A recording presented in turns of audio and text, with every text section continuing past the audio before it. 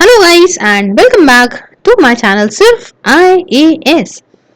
तो part 2 last part है हमारा, जो आंसर की हम डिस्कस करेंगे यूपीएससी प्रीलिम 2020 की क्वेश्चन पेपर थे। तो आइए शुरू करने से पहले चैनल को सब्सक्राइब कर लीजिएगा, बेल आइकन को भी प्रेस करिए ताकि आपको ऐसी रेगुलर अपडेट्स मिलती रहें। आइए शुरुआत करते हैं।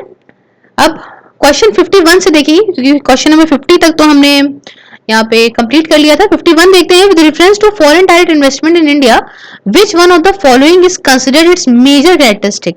एफडीआई की मेजर कैरेक्टरिस्टिक क्या होती है? सबसे पहला, it is investment through capital instruments essential in the listed companies. दूसरा, इट इज लार्जली नॉन डेप्थ क्रिएटिंग कैपिटल फ्लो। तो ये आपको अगर पता है तो आप इसी को मार्क कर दोगे, इट इज लार्जली नॉन डेप्थ creating capital flow. Third one is, तो एफडीआई इंडिया में ये लार्जली नॉन डेप्थ क्रिएटिंग कैपिटल फ्लो होता है। ऑप्शन बी वैसे करेक्ट आंसर है। आगे पढ़ लेते हैं। सी कहता है it is investment which involve depth servicing. तो डेप्थ सर्विसिंग का कोई मतलब ही नहीं एफडीआई के अंदर। डी कहता है it is instrument made by foreign institutional investors in the government securities. तो गवर्नमेंट सिक्योरिटीज में तो ऐसा कुछ होता नहीं है इन्वेस्टमेंट, तो यहाँ पे एफडीआई आता है तो प्राइवेट में भी आता है। तो भाई देखिए यहाँ पे लार्जली नॉन डेप्थ क्रिएटिंग कैपिटल फ्लो है, तो correct answer is B. Now come to the next question. With reference to the international trade of India at present, which of the following statement is correct? International trade को लेके अभी कौन सा statement correct है? पहला question है, पहला statement है India's merchandise export are less than its merchandise import. तो इंडिया का जो मर्केंटाइज एक्सपोर्ट है, अब देखिए अगर हम देखें तो एक्सपोर्ट तो हाँ वाकई कम तो है ना, इंपोर्ट से मर्केंटाइज इंपोर्ट से ज्यादा कम है एक्सपोर्ट। तो हाँ वन अगर हम देख लें तो इसी के साथ हमारे पास दो ऑप्शन बचेंगे, एक बचेगा वन, एक बचेगा फोर, तो ए और डी। अब इनमें से अगर हम चूज करने की बात करें तो सेकंड ऑप्शन बोलता है India's import of iron and steel, chemical, fertilisers and machinery have decrease in the recent years. तो ये जो इंपोर्ट है, तो अगर हम देखें कि क्या कम हुआ है इस बीच, तो भाई अगर आपको जरा सी मार्केट की नॉलेज होगी तो नहीं भाई कम तो नहीं हुआ है ना। आयरन और स्टील को लेके और आपका केमिकल्स को लेके, फर्टिलाइजर्स को लेके बढ़ ही गया है। तीसरी बात देखिए तो इंडिया का एक्सपोर्ट जो सर्विसेज को लेके है वो ज्यादा है इसके इंपोर्ट से, है ना। एक्सपोर्ट देखिए ज्यादा है। आपको पता है कि इंडिया के जो लोग होते हैं वो दूर दराज तक इंडिया के लेबर उठाई जाती है, इंडिया से लोग सर्विस देने के लिए बहुत बहुत जगह पूरे वर्ल्ड में जाते हैं। तो थर्ड वाला भी सही है। तो अगर हम इस हिसाब से देखें तो ऑप्शन डी हमको मिल गया, हम करेक्ट है यहाँ पे। और अगर हम चौथा स्टेटमेंट पढ़ भी लेते हैं तो India suffers from an overall trade account deficit. तो ये बिल्कुल सही है, ट्रेड अकाउंट डेफिसिट से हम गुजर तो रहे हैं, हमारा एक्सपोर्ट इतना है नहीं, हमारा इंपोर्ट ज्यादा हुआ चला जा रहा है ना। तो ये ऑप्शन डी इज करेक्ट। यहाँ पे हम नेक्स्ट क्वेश्चन की तरफ बढ़ते हैं। टर्म वेस्ट टेक्सास इंटरमीडिएट जो हम सुनते रहते हैं न्यूज में, ये क्या है? ये क्या है? वेस्ट टेक्सास इंटरमीडिएट सुनते ही रहते हैं, ये क्रूड ऑयल इसका करेक्ट आंसर है। नेक्स्ट क्वेश्चन 54 देखते हैं। The context of Indian economy non financial depth. Non financial depth में क्या आता है? हाउसिंग लोन्स जो कि हाउस होल्ड ओन करते हो, अमाउंट जो कि आउटस्टैंडिंग हो क्रेडिट कार्ड के ऊपर, या ट्रेजरी बिल्स। तो यहाँ पे देखिए ये सिर्फ और सिर्फ हाउसिंग लोन है जिसे हाउस होल्ड ओन करते हैं। बाकी ये आउटस्टैंडिंग क्रेडिट कार्ड वाला ऐसा कोई नॉन फाइनेंशियल नहीं होता है, तो फाइनेंशियल में ही आएगा।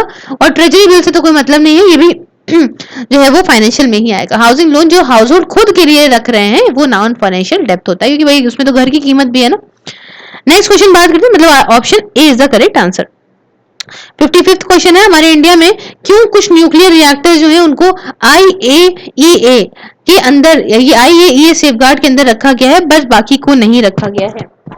तो देखिए इसका करेक्ट आंसर बी है, जो कहता है कुछ जो है वो इंपोर्टेड यूरेनियम को यूज करते हैं, वही जगह दूसरे जो है वो डोमेस्टिक सप्लाई को यूज करते हैं। इस वजह से कुछ को IAEA के सेफगार्ड के अंदर रखा गया है। देखिए अगर आप क्वेश्चन देखें एलिमिनेट करने के लिए यहाँ पे, तो डी ऑप्शन अगर आप पढ़ोगे तो कुछ स्टेट ओन्ड है, कुछ प्राइवेट ओन्ड है। प्राइवेट ओन्ड कैसे होगा? गलत है।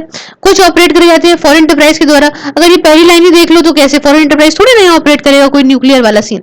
और कुछ यूरेनियम और दूसरे कुछ यूज थोरियम करते हैं। तो इन दोनों में अगर आपको चूज करना होता तो थोरियम आपने इतना ज्यादा नहीं सुना था, तो आप सेफगार्ड का नहीं था। अगर आप कर सकते थे तो सेकंड ऑप्शन आप ले सकते थे। नेक्स्ट क्वेश्चन देखते हैं। With reference to the trade related investment measures, मतलब ट्रिम्स को लेके कौन सा इसमें स्टेटमेंट करेक्ट है? पहला, क्वांटिटेटिव रेस्ट्रिक्शंस जो कि इंपोर्ट के ऊपर लगाई गई हैं फॉरेन इन्वेस्टर्स के द्वारा, ये प्रोहिबिटेड है, मतलब quantitative restriction on import by foreign investors are prohibited. दूसरी बात, they apply to investment measures related to trade in both goods and services, और तीसरा they are not concern with the regulation of foreign investment. तो देखिए अगर हम इसमें बात करें तो पहला तो सही है, क्वांटिटेटिव रिस्ट्रिक्शंस इंपोर्ट के ऊपर बाय फॉरेन इन्वेस्टर्स ये प्रोहिबिटेड है ना, इस पर रोक लगाई गई है। और तीसरा they are not concern with the regulation of foreign investment, तो ये भी सही है। अब ये बात है they apply to investment measures related to the trade in the both goods and services, तो ये बात यहाँ पे गलत है ट्रिम्स को लेके, तो ऑप्शन यहाँ पे सी जो है वो करेक्ट आंसर है। नेक्स्ट बात करते हैं, कहता है कि if RBI decide to adopt an expansionist monetary policy, अगर हमें आरबीआई को एक एक्सपेंशनिस्ट मॉनेटरी पॉलिसी, बहुत दूर तक एक प्रॉपर मॉनेटरी पॉलिसी करनी होगी, तो इसमें से ऐसा क्या है जो आरबीआई को नहीं करना चाहिए। देखिए यहाँ पे कट और ऑप्टिमाइज एसएलआर को तो करना चाहिए, नहीं करेगी तो पैसा कैसे मार्केट में जाएगा। Increase the marginal standing facility rate, तो ये गलत है यहाँ पे, ये जो है वो नहीं करना चाहिए, है ना, वरना जो है मार्केट में पैसा नहीं इतना जा पाएगा। और तीसरा कट द बैंक रेट, हाँ बिल्कुल ये तो करना ही चाहिए, तभी तो बैंक ज्यादा पैसा लेंड कर पाएंगे जनता को, तो option B is the correct answer. सिर्फ और सिर्फ ये मार्जिनल स्टैंडिंग फैसिलिटी रेट को नहीं बढ़ाना चाहिए। अब देखिए with reference to Indian economy after 1991 में आप जानते हैं एलपीजी रिफॉर्म्स आए थे, लिबरलाइजेशन, प्राइवेटाइजेशन, ग्लोबलाइजेशन, तो इकोनॉमिक लिबरलाइजेशन को जो है कंसिडर करा गया है कुछ स्टेटमेंट में, जैसे कि वर्कर प्रोडक्टिविटी पर वर्कर एट 2004-5 प्राइसेस को लेके इंक्रीज करी गई थी अर्बन एरियाज में, वाइल कम हो गई थी रूरल एरियाज में। दूसरी बात, तो ये बात तो समझ लीजिए गलत है ना, ऐसा नहीं हुआ था, प्रोडक्टिविटी नहीं कम हुई थी। दूसरा बात है कि the percentage share of rural areas in the workforce steadily increased, भाई ये भी यहाँ पे गलत है, इंक्रीज शेयर नहीं हुआ था। तीसरी बात, in rural areas the growth in non farm economy increase, तो नॉन फार्म इकोनॉमी में ऑब्वियसली बढ़ेंगे, एलपीजी रिफॉर्म्स है तो इंडस्ट्री आएगी, तो यहाँ पे ये बात एकदम सही है। और चौथी बात है the growth rate in rural employment decrease, हाँ ग्रोथ रेट काफी कम हो गया था क्योंकि वहां पे गांव होते हैं और एलपीजी रिफॉर्म्स की बात हो रही थी अर्बन को लेके, तो इसलिए यहाँ पे ये भी ऑप्शन सही है, तो 3 और 4 सही है, तो option B is correct. 59 question देखते हैं, the term of short term credit delivery to the agriculture sector, district central cooperative bank DCCBs जो हैं वो ज्यादा क्रेडिट देते हैं अगर आप कंपेयर करो शेड्यूल कमर्शियल बैंक से और रीजनल रूरल बैंक से, तो भाई ऐसा तो होगा ही ना, ऐसे कैसे होगा, शेड्यूल कमर्शियल बैंक और रीजनल रूरल बैंक जो है वो तो सबसे ज्यादा क्रेडिट देते हैं और इसीलिए बने ही हुए हैं ये एग्रीकल्चर को पैसे देने के लिए शॉर्ट टर्म क्रेडिट। वही जगह अगर ज्यादा इंपॉर्टेंट फंक्शन देखिए डीसीसीबीज का, तो वो ये है फंड्स देना प्राइमरी एग्रीकल्चर क्रेडिट सोसाइटीज को, हाँ तो ये बात एकदम सही है, यहाँ पे बी ऑप्शन करेक्ट हो जाता है। 60th क्वेश्चन की तरफ बढ़ते हैं, हमारे इंडिया में साइबर इंश्योरेंस, यह आपने देखा होगा आजकल बड़ा चल रहा है, अगर आप क्रेडिट कार्ड लो कुछ भी लेते हो तो इसमें आपको साइबर इंश्योरेंस कहते हैं कि भाई हम आपको प्रोटेक्शन देंगे, आप हमें इतना जो है पैसा रुपए सालाना दीजिएगा तो हम आपको कुछ प्रोटेक्शन देंगे जिससे आपको जो है वो ये जो साइबर अटैक से सिक्योरिटी मिलेगी, क्योंकि आजकल हर चीज डिजिटली होती है। आपने देखा होगा कि आपको क्रेडिट कार्ड है, आपका क्रेडिट कार्ड में देंगे कि भाई अगर कुछ आपके लेन देन उल्टा सीधा हो जाता है, कहीं कर देते हो आप उल्टा सीधा लेन देन, तो उससे आपको पूरा पूरा हर्जाना जो है लौटाया जाएगा, ऐसा कुछ करके स्कीम्स वो लोग बताते हैं।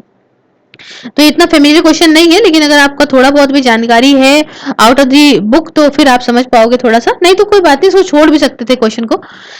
अब देखिए यहाँ पे क्या सिक्योरिटी प्रोवाइड करते हैं, the cost of restoration of the computer system in the case of malware disrupting access to one's computer, ठीक है, तो अगर वे रिस्टोर कर देंगे, हाँ ठीक है रिस्टोर कर ही देंगे, वो तो ऐसा सॉफ्टवेयर सीन होता है, ये तो सही है।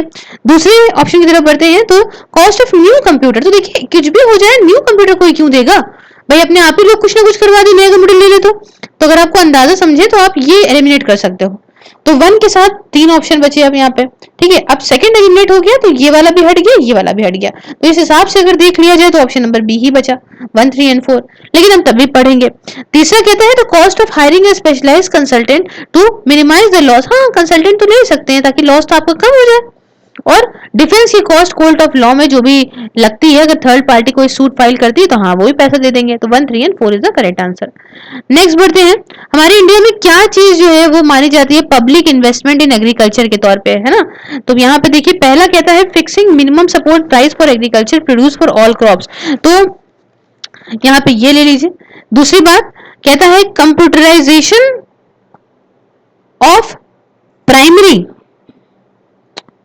एग्रीकल्चर क्रेडिट सोसाइटी, सही बात है। सोशल कैपिटल डेवलपमेंट, सही बात है। फ्री इलेक्ट्रिसिटी फार्मर को दे रहे हो, वो भी यही मानी जाएगी। वेवर दे रहे हो लोन के ऊपर, ये भी है।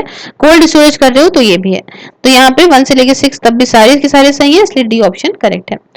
अच्छा, क्या इंपॉर्टेंस है टर्म इंटरेस्ट कवरेज रेशियो की? ठीक है, इंटरेस्ट कवरेज रेशियो क्या होता है? कंपनी कितना इंटरेस्ट निकाल सकती है पे करने के लिए अपने अपने जो है डेब्ट्स को। तो देखिए यहाँ पे, it helps in understanding the present risk of the firm that a bank is going to give a loan to. ठीक है, तो बिल्कुल सही बात है। कितना इंटरेस्ट निकाल सकती है, तो भाई ऑब्वियस सी बात है कि पता चल जाएगा इससे कि अभी रिस्क क्या चल रहा है फर्म के ऊपर। दूसरा कहता है कि it helps in evaluating the emerging risk of a firm that a bank is going to give loan to. ठीक है, और ये बात बिल्कुल सही है, इवैल्यूएट करने में भी काफी हेल्प करेगा, समझने में भी काफी हेल्प करेगा। उसके तीसरा कहता है कि the higher a borrowing firm's level of interest coverage ratio the worse is the ability to service it डेब्ट। नहीं, ऐसा नहीं है, जितना ज्यादा यहाँ पे इंटरेस्ट मिलेगा उतना बढ़िया सर्विस कर सकते हो डेब्ट के ऊपर। तो थर्ड स्टेटमेंट गलत हो जाएगा, option A is the correct answer. Next question, which the following factors were affecting the price of a rice in India? क्या चीज राइस के, चावल की प्राइस को अफेक्ट करती है हमारे भारत में? तो पहला एमएसपी, हाँ बिल्कुल सही बात है। दूसरा गवर्नमेंट ट्रेडिंग, हाँ गवर्नमेंट जो ट्रेड करेगी उससे भी होता है। उसके बाद कंज्यूमर सब्सिडीज, बिल्कुल सही बात है। कंज्यूमर सब्सिडीज देते हो, 20 किलो चावल फ्री, आटा फ्री, दाल फ्री, तो ऑब्वियस सी बात है कि उसमें भी यहाँ पे प्राइसेस अफेक्ट करते हैं। तो 1, 2 एंड 4 तो एकदम सही है। अब देखिए, गवर्नमेंट जो स्टॉक पाइलिंग करती है, कितना कितना देखते हो स्टॉक लगते रहती है, लेकिन खूब फेंका भी जाता है बड़ी मात्रा में, है ना, तो ये भी काफी ज्यादा अफेक्ट करता है। तो इसलिए option D is the correct answer. Next question कहता है the value of Indo Sri Lankan trade has consistently increase in the last decade. बढ़ गई है पिछले कुछ सालों में वैल्यू जो इंडिया श्रीलंका ट्रेड की है, तो बिल्कुल सही बात है ये। नेक्स्ट कहता है टेक्सटाइल और टेक्सटाइल आर्टिकल्स, ये काफी इंपॉर्टेंट आइटम है ट्रेड करने के लिए इंडिया और बांग्लादेश के बीच में। आप जानते हैं हमारा कपड़े का काफी लेन देन होता है बांग्लादेश से, तो एकदम बिल्कुल सही बात है। तीसरा कहता है लास्ट 5 ईयर्स में नेपाल लार्जेस्ट रहा है। बिल्कुल नहीं, ऐसा तो बिल्कुल है, नेपाल तो अलग ही चल रहे हैं यहाँ पे, है ना। और I am so sorry for this, ये जो वैल्यू है इंडो श्रीलंका ट्रेड की कंसिडरली इंक्रीज नहीं करी है ना, ये पहला ऑप्शन गलत है। आई एम सो सॉरी, पहला ऑप्शन गलत है, और यहाँ पे सिर्फ सेकंड ऑप्शन सही है, इसलिए only 2 is the right answer. Next आगे बढ़ते हैं। क्वेश्चन 65 कहता है कि which of the following groups are the countries of 4 countries members of G20? कौन कौन सी कंट्रीज हैं? तो ये अगर G20 के आपके मेंबर्स पता है तो आसानी से आप देख सकते हो, मैंने पढ़ाया भी था कि अर्जेंटीना, मेक्सिको, साउथ अफ्रीका और टर्की जो है वो मेंबर्स हैं। नेक्स्ट बात करते हैं, किसान क्रेडिट कार्ड स्कीम के अंदर शॉर्ट टर्म क्रेडिट सपोर्ट जो है वो फार्मर्स को दिया जाता है, किस पर्पस के लिए? तो यहाँ जानते हैं। तो पहले देखिए यहाँ पे वर्किंग कैपिटल, ताकि वो फार्म एसेट मेंटेन करने, बिल्कुल सही बात। उसके बाद परचेज करने के लिए combine harvesters, tractors, mini trucks, तो इतना पैसा नहीं होता, तो दूसरा यहाँ पे एलिमिनेट कर सकते हो आप। Consumption requirement farm household के लिए, ये बात भी हो सकती है फार्म हाउस होल्ड के लिए। तो फर्स्ट 1 और 3 तो सही है। तो 1 और 3 के हिसाब से अगर देखा जाए तो आपके पास एक ये बचा, एक ये बचा। अब आगे देखते हैं पोस्ट हार्वेस्ट एक्सपेंसेस। हाँ भैया, हार्वेस्ट के बाद जो खर्चे होते हैं, तो 4 भी सही है, फिर भी अभी आपके पास ये बचा और ये बचा। अब 5वां पढ़ते हैं, construction of a family house and setting up of village cold storage facility. भाई इतना अय्याशी थोड़ी ना, इतना थोड़ी ना देने के लिए बात हो रही है, तो यहाँ पे हम 5वां एलिमिनेट कर देते हैं और B is the correct answer. Next है the weightage of food in consumer price index is higher than that in the wholesale price index। ठीक है, तो जो खाने का जो वेटेज है कंज्यूमर प्राइस इंडेक्स में वो ज्यादा है अगर आप देखो होलसेल। हाँ बिल्कुल सही बात है यहाँ पे। दूसरा कहते हैं जो WPI है, मतलब जो है होलसेल जो प्राइस इंडेक्स है, ये चेंजेस नहीं कैप्चर करता प्राइस ऑफ सर्विसेज में, जो CPI करता है। हाँ बिल्कुल सही बात है, इंडिविजुअल लेवल पे करता है।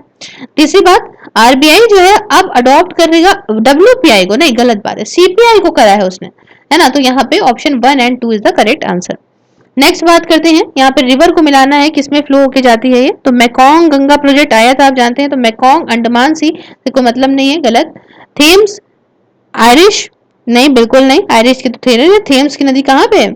आयरिश में थोड़ी ना है। यहाँ पे वोल्गा कैस्पियन, हाँ ये एकदम सही बात है, वोल्गा कैस्पियन में बह के जाती है, और ज़ैम्बेजी जो है वो इंडियन ओशन में बह के जाती है। तो यहाँ पे जो करेक्ट आंसर है वो है सी, मतलब 3 एंड 4। नेक्स्ट बात करेंगे कंसीडर द फॉलोइंग स्टेटमेंट। तो सारे सीरियल के केस में पल्सेस और ऑयल सीड जो है, उसका जो प्रोक्योरमेंट है वो मिनिमम प्राइस सपोर्ट के लिए अनलिमिटेड है किसी भी स्टेट के लिए इंडिया की। तो देखिए अनलिमिटेड तो कभी नहीं हो सकता, सारे सीरियल्स के लिए थोड़ी ना हो सकता है। सारे सीरियल्स, सारे पल्सेस, सब सारे ऑयल सीड्स के लिए नहीं है, कुछ पर्टिकुलर है, सबके लिए नहीं है, तो ये स्टेटमेंट गलत हो जाता है। दूसरा है सीरियल्स केस में, पल्सेस केस में जो मिनिमम सपोर्ट प्राइस है फिक्स है, किसी भी स्टेट यूटी के लेवल पे जिसमें मार्केट प्राइस जो है वो कभी भी बढ़ सकता है। मतलब समझिए, in the case of cereals and the pulses the MSP is fixed in any state UT at the level to which the market price will never rise। जिस लेवल से मार्केट प्राइस कभी बढ़ नहीं सकता उस पे एमएसपी रखा जाता है। ये भी बात बिल्कुल गलत है, तो नीदर मतलब D is the correct answer. Next बात करते हैं, इंडियन इकोनॉमिक रेफरेंस में बात हो रही है कि कमर्शियल पेपर ये short term unsecured promissory notes होता है। क्या होता है कमर्शियल पेपर? हाँ बिल्कुल होता है। कमर्शियल पेपर तो हम सुनते रहते हैं ना, ये short term unsecured promissory note है। उसके बाद यहाँ पे certificate of deposit is a long term instrument issued by the Reserve Bank of India. नहीं, certificate of deposit long term नहीं होता, तो ये गलत स्टेटमेंट है। कॉल मनी को शॉर्ट टर्म फाइनेंस के तौर पे यूज किया जाता है इंटरबैंक ट्रांजैक्शन के लिए, बिल्कुल सही जवाब। तो 1 and 3 is the correct answer, क्योंकि सेकंड वाला आ नहीं रहा है और 1 3 के साथ कोई ऑप्शन नहीं है, तो जीरो कूपन बॉन्ड्स वाला पढ़ने का कोई मतलब ही नहीं है। ठीक है, मतलब ये गलत है यहाँ पे स्टेटमेंट ये वाला। 71 की बात करते हैं, तो यहाँ देखिए परिव्रजका ये क्या होते हैं? रिनंसिएंट एंड वैंडरर, हाँ अगर आपने पढ़ा है तो हाँ बिल्कुल सही। फिर श्रमण, श्रमण देखिए ये यहाँ पे प्रीस नहीं होते है ना, श्रीमान वाला हिसाब किताब अलग होता है, इसलिए इनको मैच करने की कोशिश करी गई है इनसे। श्रमण एक ये बुद्धिस्ट जैन वगैरह से रिलेटेड होते हैं, और ये वैंडरर टाइप के आप मान लो, ये भी घूम घूम के काम करते हैं, मतलब घूमते रहते हैं एक तरीके से, बोझ बोझ लेते हैं, लेकिन जो है वैंडरर है और बुद्धिज्म जैनिज्म से ही रिलेटेड है ये। उसके बाद उपासका ले फॉलोवर ऑफ बुद्धिज्म, बिल्कुल सही जवाब। तो फर्स्ट और third is the correct answer, that means the option B is the correct. Now come to 72 with reference to Indian elephants. Elephants को लेके अगर हम बात करें इंडियन, तो क्या है लीडर जो एलिफेंट का ग्रुप का होता है वो फीमेल होती है। आपने देखा होगा अभी जो केरला में केस हुआ था तब भी हमने काफी ज्यादा इस बारे में बात करी थी कि हाँ भाई लीडर जो है फीमेल होती है, फीमेल ही सब कुछ लेके चलती है, सारे हर्ट की जो ओल्डेस्ट फीमेल होती है वो लीडर बनती है। तो ये ऑप्शन एकदम करेक्ट था। तो इस ऑप्शन अगर आप करेक्ट पता है तो आपके पास 1 और 4 रह जाएगा। अब देखिए सेकंड वाला पढ़ते हैं, तो सेकंड कहता है मैक्सिमम जेस्टेशन पीरियड जो है वो 22 मंथ्स है। तो बचपन में आपने देखा होगा मम्मी क्या कहती है, अरे कि कहता इतने भारी से हो रहे हो, मतलब बचपन में सबसे साथ नहीं कहती है, लेकिन हाँ बहुत सारे लोगों को ये मजाक में कहते हैं कि भाई क्या हाथी के बच्चे हो क्या भैया, कितना जो है वो भारी भरकम हो, है ना। फिर अगर आपने सुना होगा तो आसपास के लोग भी कहते रहते हैं कि भाई सबसे ज्यादा देर में हाथी बच्चा पैदा करता है। तो भाई 22 मंथ जो है इसका जेस्टेशन पीरियड होता है, अप्रोक्सीमेटली शायद 95 वीक्स हुआ अप्रोक्स। खैर तीसरी बात है, elephant can normally go and calving till the age of 40 years. नहीं, ये बात तो एकदम गलत है। और चौथी बात कहती है कि among the states in India the highest elephant population is in Kerala. नहीं, ये भी गलत बात है। तो यहाँ पे ऑप्शन 1 और 2 करेक्ट आंसर है। और अगर मैं बताऊं कि सबसे ज्यादा एलिफेंट्स कहाँ है, तो ये केरला में नहीं है बच्चों, ये कर्नाटका में आपको देखने को मिलेंगे, है ना। उसके बाद केरला आता है। फिर 73 देखते हैं यहाँ पे, क्या जो है which of the following protected areas are located in the Kaveri basin? Nagarhole national park, Papikonda, Sathyamangalam tiger reserve या वायनाड वाइल्ड लाइफ सेंचुरी। तो देखिए यहाँ पे अब देखिए यहाँ पे क्या कह रहा है, कावेरी बेसिन की बात हो रही है। तो कावेरी आप ऐसे कुछ बना सकते थे कि भाई कावेरी रिवर कहाँ से बह के जा रही है, उससे आप देखेंगे वायनाड नीचे ही है, ठीक है। उसके बाद आपका अगर आप देखेंगे कि ये आपका सत्य मंगलम, ये नाम से ही लग रही है ना, हालांकि मैंने सब कुछ पढ़ाए थे शॉर्ट ट्रिक्स, लेकिन स्टिल नाम से ही लग रही है, तो भी नीचे ही होगी, साउथ में ही होगी जैसे कावेरी बही है। और पापीकोंडा और नागरहोल की अगर हम बात करें तो नागरहोल, हाँ जी नागरहोल इसमें आएगा खाली, और पापीकोंडा नहीं आएगा। तो अगर हम यहाँ पे एग्जैक्टली डिस्कस करें कि कौन कहां से है, तो देखिए नागरहोल नेशनल पार्क जो है वो यहाँ पे आपको मिलेगा कर्नाटका के अंदर। पापीकोंडा इसलिए नहीं क्योंकि आंध्र प्रदेश में है, तो यहाँ से तो कावेरी ऐसे भी नहीं जा रहा है मामला, तो कोई मतलब नहीं है। सत्यमंगलम टाइगर रिजर्व आपको तमिलनाडु में मिल जाएगा, और आखिरी में वायनाड जो है वो आपको केरला में मिल जाएगा। तो यहाँ पे इसलिए जो ऑप्शन है ये ऑप्शन आपका जो सी है, मतलब 1, 3 and 4 is the correct answer. Next बढ़ते हैं 74th क्वेश्चन की तरफ। With reference to India's biodiversity, Ceylon, frogmouth, coppersmith, barbet, grey chinned, minivet और व्हाइट थ्रोटेड रेड स्टार्ट क्या है? तो ये हम अक्सर ही सुनते रहते हैं न्यूज में, ये बर्ड्स के नाम है, ये मतलब बर्ड्स हैं टाइप ऑफ, है ना, नाम नहीं। अच्छा, which of the following protected areas is well known for the conservation of a subspecies of a Indian swamp deer barasingha? Barasingha का प्रोटेक्टेड एरियाज कौन है ना? यहाँ पे कहाँ पे जो है that thrives well on hard ground and exclusively graminevorous। तो ये कौन है? ये यहाँ पे कान्हा नेशनल रिजर्व है। नेक्स्ट क्वेश्चन देखते हैं, स्टील अलग can be material for which of the following? Steel अलग किस लिए काम आता है? यहाँ पे देखिए construction of road, base road, बिल्कुल सही। इंप्रूवमेंट एग्रीकल्चर सॉइल के लिए, बिल्कुल सही। और प्रोडक्शन ऑफ सीमेंट, और बिल्कुल सही, इसलिए करेक्ट आंसर डी हो जाता है। 77 कहता है which of the following are the most likely places to find musk deer in the natural habitat. देखिए अशोक वाइल्ड लाइफ सेंचुरी में मस्क डियर मिलती हैं कि Gangotri national park, Krishnapur wildlife sanctuary या फिर मानस। तो यहाँ पे जो करेक्ट आंसर है वो अशकोट वाइल्ड लाइफ सेंचुरी और गंगोत्री। यहाँ पे ना ये नेचुरल हैबिटेट में जो मस्क डियर हैं वो दो ही जगह मिलती हैं यहाँ पे। ठीक है, इनको मतलब मोस्टली जो है ऐसी प्लेसेस हैं जहाँ पे आप मस्क डियर पाओगे उनके नेचुरल हैबिटेट में। 78 बोलता है कि रूरल रोस्ट कंस्ट्रक्शन में जो यूज है किस मटेरियल का जो है इंश्योर करता है कि भाई इन्वायरमेंटल सस्टेनेबिलिटी रहेगी और कार्बन फुटप्रिंट कम होगा। तो यहाँ पे आइए इसका आंसर जानते हैं। पहला कॉपर स्लैग, हाँ बिल्कुल सही है, यहाँ पे copper slag. Cold mix else asphalt technology, बिल्कुल सही है। तीसरा कहता है जियो टेक्सटाइल, तो भाई यहाँ पे टेक्सटाइल जियो टेक्सटाइल की बात हो रही है, तो ये भी बिल्कुल सही है। उसके बाद हॉट मिक्स एसफाल्ट टेक्नोलॉजी, ये नहीं है। पोर्टलैंड सीमेंट भी नहीं है। तो अगर आपको ये आंसर पता था तो बहुत अच्छी बात है, नहीं पता था तो कोई ऐसा प्रॉब्लम नहीं है, कोई बात नहीं, आप छोड़ भी सकते थे, इतना नहीं था। नेक्स्ट बात करेंगे 79 क्वेश्चन की। Coal ash contain arsenic, lead and mercury. Coal ash में तीनों चीजें होती हैं और बिल्कुल सही बात है, होती तो है। दूसरी बात, coal fired power plant release sulphur dioxide and oxide of nitrogen into the environment, बिल्कुल सही बात है, तभी इसका यूज इतना कम करने की बात कर रहे हैं। और high ash content is observed in the Indian coal, हाँ सही बात है, इतना ज्यादा ऐश निकलता है तभी हम सोचते हैं कि ऐश से हम लोग कुछ और चीजें यहाँ पे बना सके, अक्सर हम ये बात सुनते हैं। तो option D is the correct answer. Next बढ़ते हैं, what is the use of biochar in farming. Biochar का क्या यूज है? Biochar is a part used as a part of the growing medium in the vertical farming। पहले समझ लेते हैं कि बायोचर क्या होता है।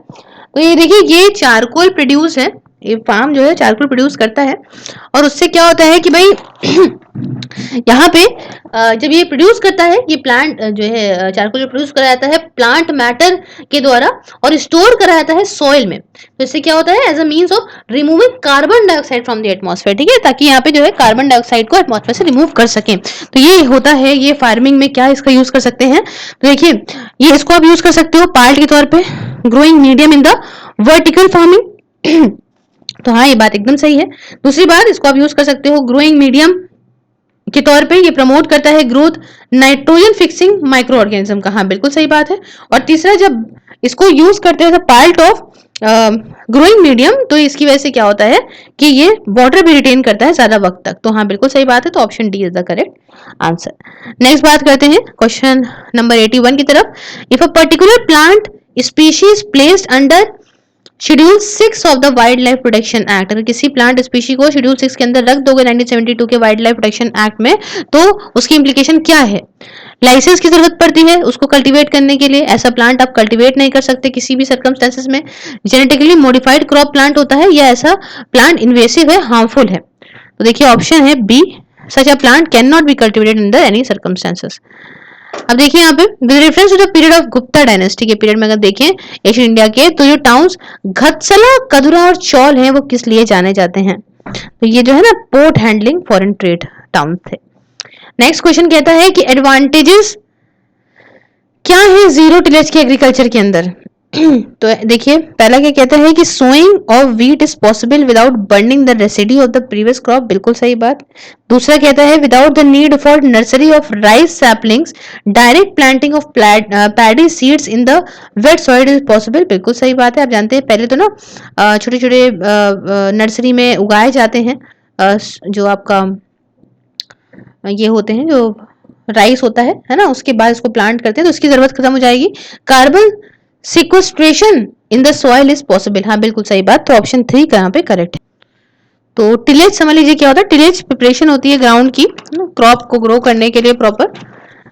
तो आगे बढ़ेंगे यहाँ पे, according to the India's national policy on biofuels which of the following can be used as raw material for the production of biofuels. क्या क्या चीज की किस चीज की जरूरत पड़ती है अगर आपको बायोफ्यूल बनाना है? तो कसावा, डैमेज व्हीट ग्रेन्स, तो ये काफी पुराना ही क्वेश्चन उठाया है इन्होंने करंट अफेयर से, और बायोफ्यूल बहुत ही ज्यादा कंट्री में चल भी रहा है।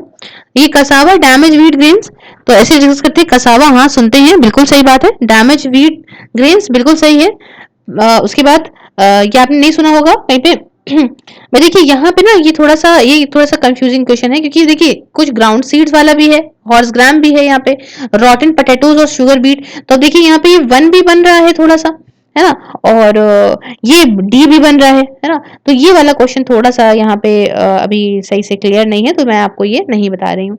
उसके बाद 85th क्वेश्चन की बात करते हैं, तो इसमें से क्या चीज बेस्ट डिस्क्राइब करती है सोशल कॉस्ट ऑफ कार्बन? तो ये बहुत इजी क्वेश्चन था, long term damage done by ton of CO2 emission in a given year. Long term में क्या दिक्कत देगा CO2, तो ये यहाँ पे सोशल कॉस्ट है कार्बन की।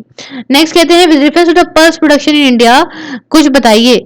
तो ब्लैक ग्राम जो है वो कल्टीवेट होता है as a both kharif and the rabi crops. दूसरी बात, ग्रीन ग्राम खुद में अकाउंट करता है nearly half of the pulse production, तो ये तो गलत ही है ना, हंसते खेलते गलत है। Half of the pulse production green gram थोड़ी ना है, आपने खाया है घर में क्या? बहुत ही मुश्किल से मिलता होगा, खाते हैं फिर लोग, स्पेशली स्प्राउट्स वगैरह के लिए लाते हैं, सब्जी बनाने के लिए लाते हैं, इतना तो कुछ होता नहीं है। उसके बाद लास्ट 3 डिकेड्स में wild production of kharif crops बढ़ा है और प्रोडक्शन रबी क्रॉप्स का डिक्रीज हुआ है, ऐसा कुछ नहीं है, तो ये बात भी यहाँ पे गलत है। सिर्फ ओनली वन करेक्ट ऑप्शन है ए, ठीक है, कि ब्लैक ग्राम ये कल्टीवेट करा सकता है खारिफ और रबी क्रॉप दोनों में ही, सीजन मतलब में। उसके बाद 87 क्वेश्चन कहता है द क्रॉप इज सब ट्रॉपिकल। ये तो बड़ा इजी क्वेश्चन है कि भाई सब ट्रॉपिकल क्रॉप है ना, इसको अगर ज्यादा ठंडक लगेगी तो इसके लिए गलत है, ज्यादा ठंडक एटलीस्ट 210 फ्रॉस्ट फ्री डेज चाहिए। अब ये जो लाइन ना फ्रॉस्ट फ्री डेज चाहिए, ये सीधे से आपको अट्रैक्ट करेगी कॉटन की तरफ, तो कॉटन इसका करेक्ट आंसर है। देखिए 50 से 100 सेंटीमीटर का रेनफॉल चाहिए होता है। नेक्स्ट क्वेश्चन कहता है with reference to solar water pumps, कुछ चीजें बताइए। सोलर वाटर जो है इनको यूज कर सकते हो रन करने के लिए surface pumps and not for submersible pumps, तो यहाँ पे ये ऑप्शन तो गलत है। सरफेस पंप खाली सब क्यों समरसेबल नहीं कर सकते, इससे जमीन से नहीं निकाल सकते? क्यों नहीं निकाल सकते? सोलर वाटर पंप से निकाल सकते हैं। Solar water can be use for running centrifugal pumps and not ones with a piston, ऐसा कुछ नहीं है, सोलर एनर्जी में बहुत ज्यादा पावर होती है, तो ये दोनों ही स्टेटमेंट यहाँ पे गलत है। नेक्स्ट बात करेंगे with reference to the current trends in the cultivation of sugarcane in India. Sugarcane को लेकर जो आजकल ट्रेंड चल रहे हैं उसको लेकर बात है कि substantial saving in seed material is made when bud chip settlers are raised in the nursery and transplanted in the main field. Next कह रहा है कि when direct planting of sets is done, the germination percentage is better. जब direct planting आप करते हो तो germination बढ़िया से होती है single budded setts with single budded setts as compare to the setts with many buds, ठीक है, सिंगल बर्ड वाले निकलते हैं अगर आप कंपेयर करो यहाँ पे मेनी बर्ड से, तो यहाँ कई सारी बर्ड्स वाले से, तो ये ऐसा होता है। तो हाँ, यहाँ पे ये चीज भी गलत है। अच्छा, मैं आपको एक बार फिर से सही से क्लियरली समझा देती हूँ। With reference to the current trend, जो भी अभी चल रहा है आपका शुगर केन को लेकर इंडिया में, तो पहला ऑप्शन कहता है कि a substantial saving in the seed material, भाई सीड मटेरियल में अगर आप कुछ सेव करते हो ये करी जाए जब when bud chip seedlings are raised in a nursery and transplanted in the main field, मतलब इनका कहने का है नर्सरी में यहाँ पे जो है वो आप जो है यहाँ पे रेस करो, उसके बाद प्लांट करो आके मेन फील्ड में, तो इससे अच्छा ही रहेगी। हाँ, तो बिल्कुल रहेगी, तो पहला ऑप्शन एकदम यहाँ पे सही हो जाता है। दूसरा कहता है डायरेक्ट प्लांटिंग अगर करी जाती है ना with germination percentage, the germination percentage is better, नहीं, ये बात यहाँ पे गलत है, क्योंकि हमने सीधी सीधी बात करी कि भाई अगर हम यहाँ पे ट्रांसप्लांट करेंगे कहीं और, उसके बाद मतलब हम यहाँ पे रेस करेंगे कहीं और नर्सरी में और ट्रांसप्लांट करेंगे कहीं और, तो ये ज्यादा बेनिफिशियल है, तो ये ऑप्शन अपने आप ही हट जाएगा यहाँ से। अगर तीसरा कहता है अगर खराब कंडीशन होती है, वेदर कंडीशन अगर खराब हो जाती है जब सेट्स जो है वो डायरेक्टली प्लांट करे जाते हैं, तो single budded setts have better survival as compare to the large setts, नहीं, ये बात भी यहाँ पे गलत है, ऐसा नहीं होता है, लार्ज सेट ज्यादा सही से सर्वाइव कर पाते हैं। और चौथी बात करें तो शुगर केन यहाँ पे कल्टीवेट होते हैं यूज करके सेटलमेंट को prepare from the tissue culture, की बात एकदम सही है। तो इन सब बारे में हम बाकी जो ये क्या होते हैं क्या नहीं होते हैं सब हम एक जो है अभी मैं फिर से शुरू करने जा रही हूँ आपका एनवायरनमेंट वगैरह, अब हम बहुत तगड़े से पढ़ने वाले हैं, तो हम सब कुछ वहीं पे डिस्कस करेंगे, अच्छे से आपको समझाएंगे ताकि आपको एक एक चीज क्लियर हो, क्योंकि पुरानी सीरीज थोड़ा वॉइस वगैरह का प्रॉब्लम था, तो अभी एकदम प्रॉपर पिक्चर्स के साथ आपको मैं समझाऊंगी कि आखिरकार ये सब चीजें होती हैं क्या। बट उसके पहले एक चीज समझ लीजिए, सेट्स वाला जो है अगर आपको नहीं समझ में आ रहा है कि सेटलिंग ये सेट क्या है, तो सेट जो फरो करते हैं ना, है ना, बैजेस वगैरह में, बैजेस से यहाँ पे जो है जो खुदाई वुदाई करते हैं ना सेटलिंग करने के लिए, यहाँ पे इसे सेट्स बोलते हैं।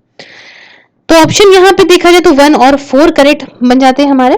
नेक्स्ट क्वेश्चन की तरफ बढ़ते हैं। In the context of India which the following is considered to be practice of eco friendly agriculture, क्या है इको फ्रेंडली एग्रीकल्चर? इनमें से देखा जाए तो क्रॉप डाइवर्सिफिकेशन, हाँ बिल्कुल, और क्या, डाइवर्स करेंगे क्रॉप्स, इको फ्रेंडली रहेगा ना। लेग्यूम हमने तो देखा ही, हमने सुना ही है, लेग्यूम प्लांट्स प्लांट करो तो भाई अच्छा रहता है हमारे फील्ड के लिए। तो फिर उसके बाद थर्ड आता है टेंशन मीटर यूज, तो ये देखने के लिए काम आते हैं कितनी क्या टेंशन है है ना, वायर्स वगैरह में। तो भाई हाँ बिल्कुल सही है, ये भी हमारे लिए अच्छा है। वर्टिकल फार्मिंग तो है ही अच्छी, हमारी लैंड भी बच रही है ना, मल्टी स्टोरी है भाई, उसमें हम हर एक एकदम लेवल पे जो है लाइफ स्टॉक भी रेस कर रहे हैं, फूड भी उगा रहे हैं, तो हमारे जो है वो थोड़ा इसके लिए बहुत बचत होती है। तो चारों चीजें ऑप्शन बिल्कुल सही है, तो option D is the correct answer. Now 91 देखते हैं, what are the advantage of fertigation in agriculture. ठीक है, तो ये क्या होता है देखिए जानते हैं यहाँ पे। तो पहला ऑप्शन कहता है controlling the alkalinity of irrigation water is possible. But उसके पहले छोटी सी चीजें जान लेते हैं कि फर्टिगेशन क्या होता है। तो देखिए एक तरीके से आप कह लीजिए कि ये फर्टिलाइजर का इंजेक्शन आप मान लो इरिगेशन सिस्टम में केमिकल्स डालना, ठीक है, तो सारे दूर दूर तक सब कुछ फैल जाए ताकि। तो इसका क्या फायदा है एग्रीकल्चर के अंदर, तो एल्कलिनिटी को इरिगेशन की कंट्रोल करेगा, है ना, इरिगेशन वाटर की जो एल्कलिनिटी है उसको कंट्रोल करने पॉसिबल होगा, ये बिल्कुल सही बात है। एफिशिएंट एप्लीकेशन होगी रॉक फॉस्फेट की दूसरे फॉस्फेट फर्टिलाइजर्स की, तो ये नहीं, ये गलत बात है। तीसरी बात है इंक्रीज एवेबिलिटी न्यूट्रिएंट्स की प्लांट के अंदर, हाँ बिल्कुल सही बात है। रिडक्शन होगा लीचिंग से केमिकल न्यूट्रिएंट्स का पॉसिबल होगा, हाँ बिल्कुल सही बात है। तो करेक्ट ऑप्शन जो है वो सी है 1, 3 and 4। Now consider following minerals, बेटनो बेंटोनाइट, क्रोमाइट, काइनाइट और सिलीमेनाइट। तो इनमें से हम देखेंगे कि हमारे भारत में जो है वो ऑफिशियली कौन से डेजिग्नेट करे गए हैं मेजर केमिकल्स के तौर पर। तो देखिए बेंटोनाइट को छोड़ के बाकी तीनों करे गए हैं, इसलिए ऑप्शन यहाँ पे D is the correct answer. Next बात करते हैं हम 93rd क्वेश्चन की, with reference to the ocean mean temperature OMT, क्या स्टेटमेंट यहाँ पे सही है। पहला कहता है OMT is measured up to depth of 26 degree centigrade isotherm which is 129 meters in the southwestern Indian Ocean during January to March। तो ये स्टेटमेंट जो है वो गलत हो जाता है, क्यों, क्योंकि यहाँ पे 129 नहीं 59 मीटर्स आंसर है। उसके बाद नेक्स्ट देखेंगे यहाँ पे OMT collected during January to March can be used in assessing whether the amount of rainfall in monsoon will be less or more than certain long term। हाँ बिल्कुल सही बात है, इसी के बेसिस पे हम यहाँ पता लगाते हैं। तो ऑप्शन बी जो है वो करेक्ट आंसर है। नेक्स्ट क्वेश्चन कहता है with reference to chemical fertiliser in India consider following statement. तो क्या है, at present the retail price of chemical fertiliser is market driven and not administered by the government. क्या लगता है chemical fertiliser को सरकार नहीं एडमिनिस्ट्रेट करेगी, ऐसा तो होएगा ही नहीं, तो ऑप्शन नंबर 1 गलत हो जाएगा। सेकंड कहता है ammonia which is an input of urea is produce from natural gas, हाँ बिल्कुल सही जवाब है, इसको करते हैं। और थर्ड कहता है sulphur which is raw material for phosphoric acid fertiliser is a by product of oil refineries, ये भी बिल्कुल सही जवाब है, तो option B is the correct answer. Next question देखते हैं, reference to India's desert national park, क्या स्टेटमेंट सही है। ये आपके दो डिस्ट्रिक्ट में जो है दो डिस्ट्रिक्ट में स्प्रेड है, बिल्कुल सही। यहाँ पे कोई भी ह्यूमन हैबिटेशन नहीं, ऐसा कैसे हो सकता है, नेशनल पार्क है तो ह्यूमन हैबिटेशन तो होगा ही, गलत हो जाता है। और थर्ड देखते हैं one of the natural habitat है ग्रेट इंडियन बस्टर्ड का, हमने तो सुना ही है राजस्थान में तो ग्रेट जो है डेजर्ट नेशनल पार्क में तो ऐसे भी ग्रेट इंडियन बस्टर्ड होते हैं। तो 1 and 3 is the correct answer. Next question Siachen glacier, अगर आपने मैप मार्क करे होंगे तो बहुत ही इजी तरीके से आप बता दोगे कि north of the Nubra valley में है, और काफी कुछ चलता भी रहता है इसको लेके।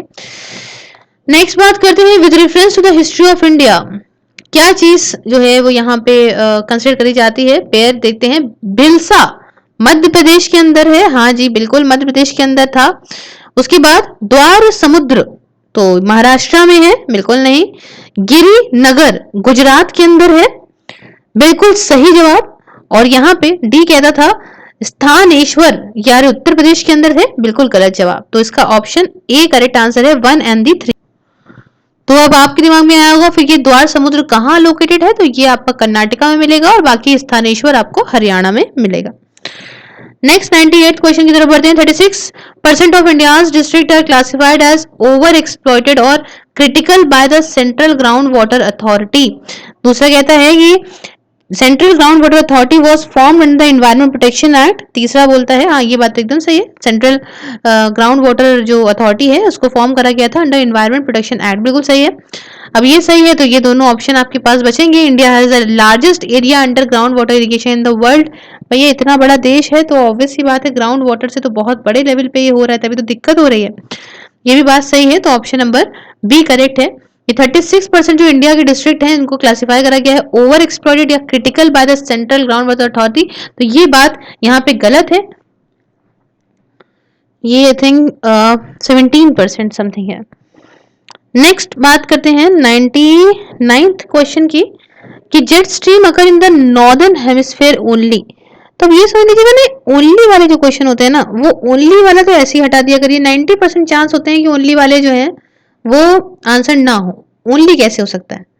उसके तो only some cyclones develop and आए, तो हाँ कुछ साइक्लोन जो है वो डेवलप करते हैं आए। कोई बात तो स्टेटमेंट करेक्ट है। इसके साथ 2 3 बचा, 2 बचा। तो देखिए the temperature inside the eye of an cyclone is nearly 10 degree lesser than that of the surroundings. ये यहाँ पे 15% कम होता है मामला। तो यहाँ पे सेकंड ऑप्शन ही सिर्फ सही है, तो इसलिए option number C is the correct answer. और आखिरी कहता है among the following tiger reserve which one has the largest area under critical tiger habitat. तो देखिए कॉर्बेट में तो ऐसा है नहीं कुछ ऐसा, रणथंभौर में भी नहीं है, सुंदरबंस में भी नहीं है, तो एक बचता है यहाँ पे नागार्जुन सागर श्री सैसलम। तो ये तो अगर आपको आदत है तो वही आप मार्क कर सकते थे। तो यहाँ पे हमने सब कुछ देख लिया है। बाकी मैंने ऑफिशियल आईडी ट्विटर की बना दी है IS सिर्फ के नाम से। अब आप लिंक उसका मैं डाल दूंगी, आप उसको फॉलो कर सकते हो। अच्छा लगा तो लाइक शेयर सब्सक्राइब जरूर करिएगा। Thank you so much for discussion and please अब से सीरियस होकर पढ़ाई करेंगे। और मेंस की प्रिपरेशन पहले कर रहे हैं, उसके बाद हम आखिरी में प्रीलिम देखेंगे। अभी फिलहाल हम मेंस के जितने भी सब्जेक्ट्स थे एक एक करके सारी बहुत कार्य से मैं पढ़ाने वाली हूँ। तो stay tuned, please subscribe the channel. Have a nice day.